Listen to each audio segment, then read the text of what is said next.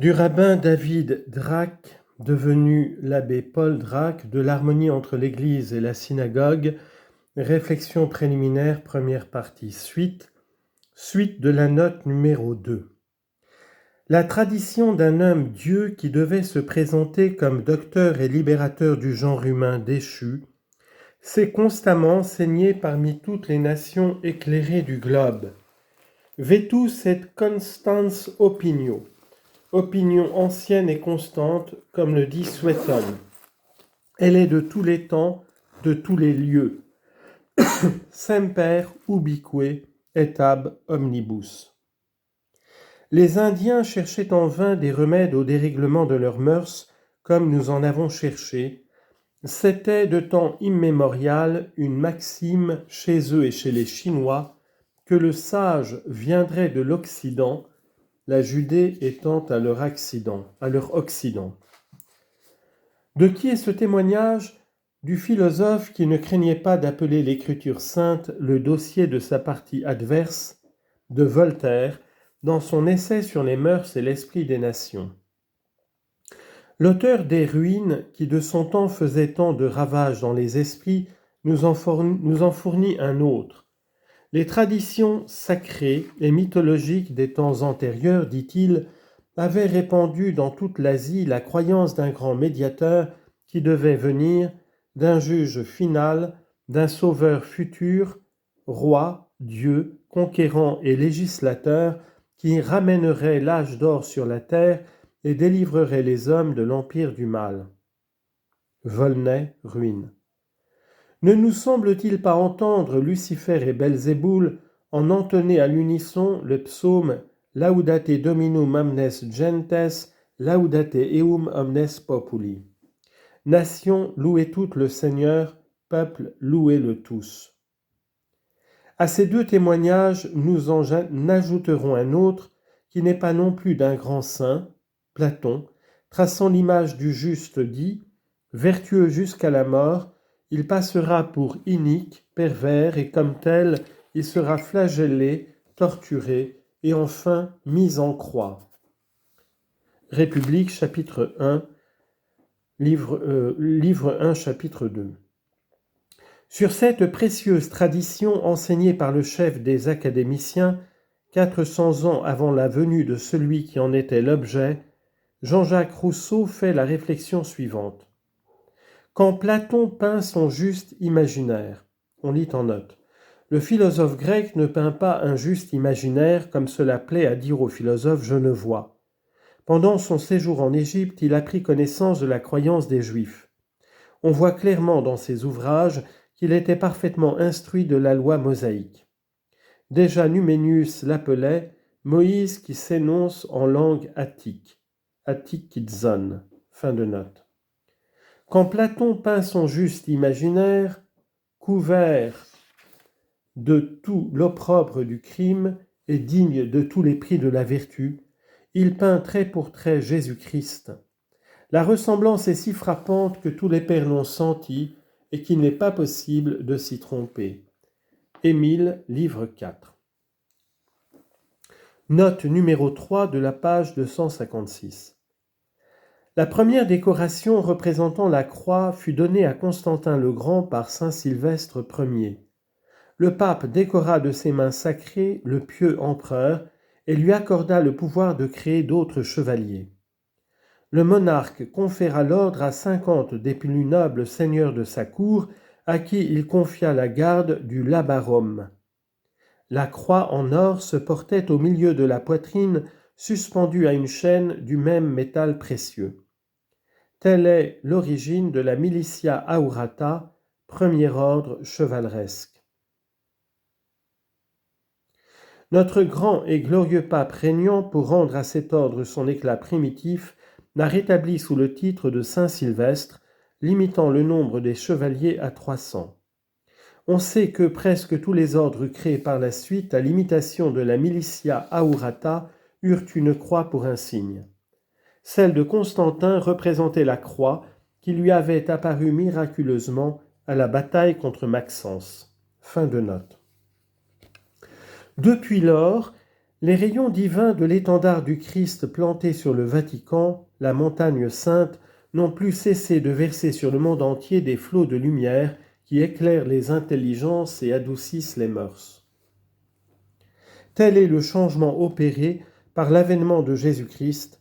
Telle fut la grande mission de ce Jésus, Fils de Dieu, qui vécut si pauvre au milieu de sa nation qu'il n'avait pas même où reposer sa tête, et qui subit sur la croix, supplice des esclaves et des grands coupables, la mort la plus ignominieuse.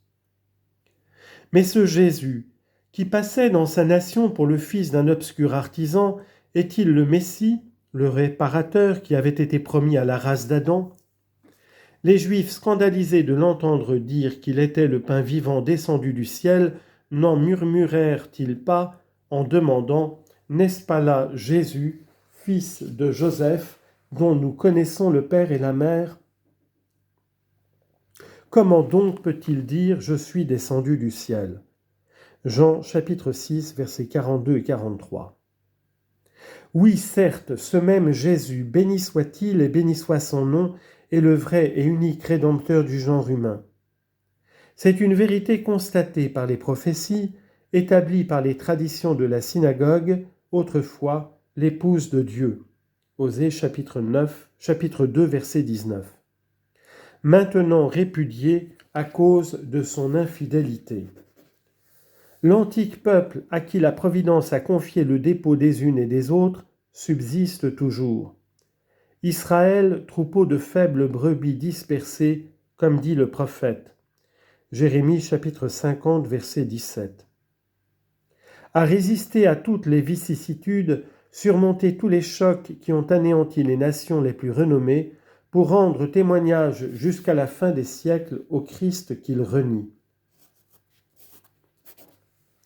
Le lecteur qui examinera avec nous ces prophéties et surtout ces traditions se convaincra, nous l'espérons, que la vraie religion a toujours été la même, depuis le commencement du monde jusqu'à nos jours. De même qu'elle continuera jusqu'au dernier temps, que cette religion doit toujours être présidée par un chef visible sur la terre tenant son autorité de Dieu même. Que déjà la synagogue ancienne, en remontant jusqu'aux âges les plus reculés, possédait, sans le professer ouvertement, le grand mystère qui distingue trois hypostases dans l'unité de l'essence divine. Que l'hypostase seconde en nombre, comme disaient ces anciens docteurs, devait venir au monde pour nous réconcilier avec le ciel en nous délivrant de la puissance des ténèbres. Colossiens chapitre 1, verset 13. Et en réduisant le démon sous le pied du Fils de la femme. Telle est la domination de la terre promise à Israël, c'est-à-dire les enfants de Dieu, promesse que les Juifs matériels prennent au pied de la lettre. Que ce Rédempteur, Goël, devait être un homme Dieu, Ish Adonai, fils de l'homme dans le temps, fils de Dieu dans l'éternité, né de la plus pure et la plus sainte des vierges, sans la participation d'aucun homme, par la toute-puissance divine.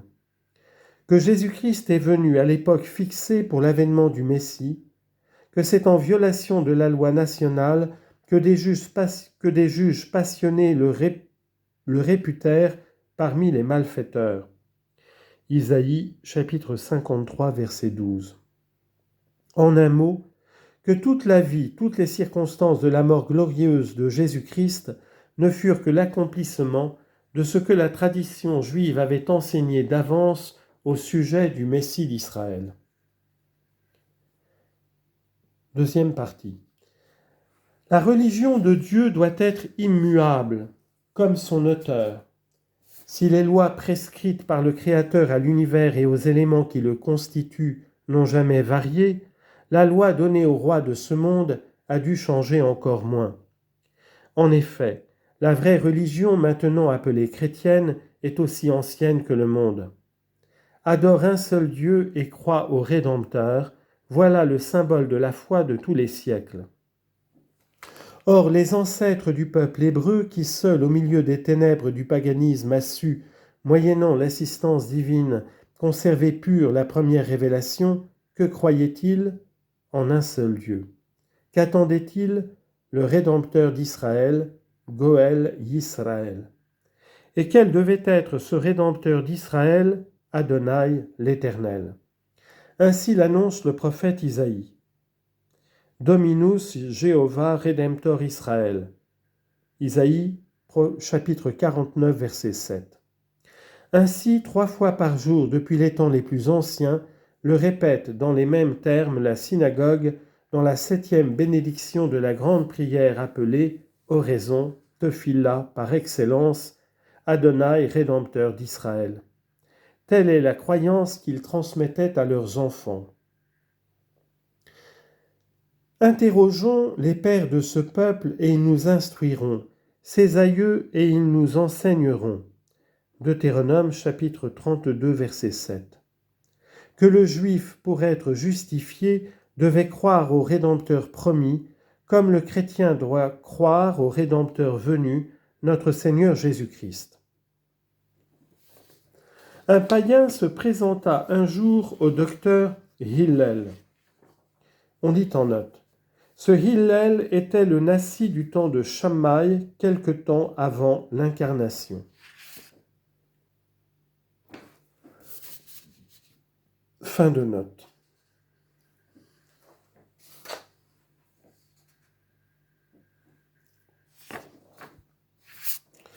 Un païen se présenta un jour au docteur Hillel et lui dit « Je me convertirai à la foi d'Israël si tu peux m'enseigner la loi sainte pendant que je me pourrai tenir sur un seul pied. » Le docteur lui répondit avec douceur.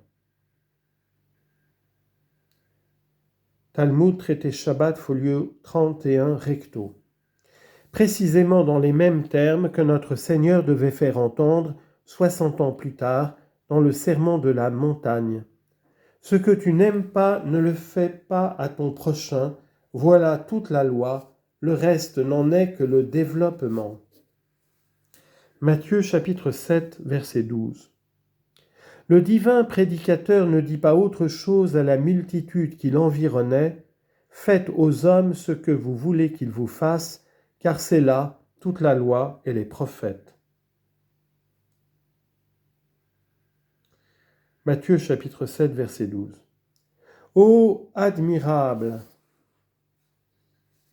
On lit en note, le Talmud fait ressortir à cette occasion la patience et l'humilité de Hillel en comparant la conduite de ce dernier avec celle de Shammai, qui avait jeté à la porte le même païen qui s'était d'abord adressé à lui. Traité Shabbat, folio 31, recto. Fin de note. Ô admirable conformité entre la doctrine de notre Seigneur Jésus-Christ et celle du Nassi assis sur la chair de Moïse et dont les décisions avaient force de loi en Israël. C'est donc bien à tort que les rabbins soutiennent que si le christianisme était vrai, Dieu aurait changé sa loi, ce qui serait absurde à dire.